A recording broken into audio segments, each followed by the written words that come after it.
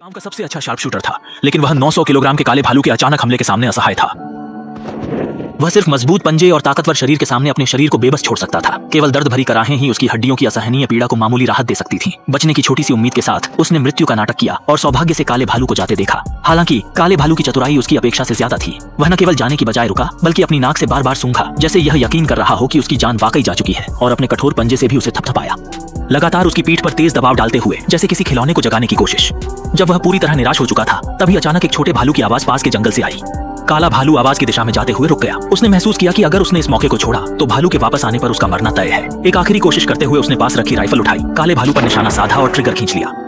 लेकिन यह गोली काले भालू को गिराने में असफल रही, बल्कि उसे और ज्यादा आक्रामक बना दिया। भालू ने उसकी पीठ पर गहरी खरोंचें डाल दी और उसका खून बहकर उसके कपड़ों को लाल कर गया। मौत का इंतजार करते हुए उसे एहसास हुआ कि भालू अब उसे मारने का इरादा नहीं रखता। अनपेक्षित रूप से लगातार एक्सर्शन से भालू की चोटें और बढ़ गईं और एक्सेसिव खून बहने से उसकी गति धीमी होने लगी। इस पल में शरीर के विनाश के बावजूद उसका आत्मविश्वास और संकल्प स्पष्ट था।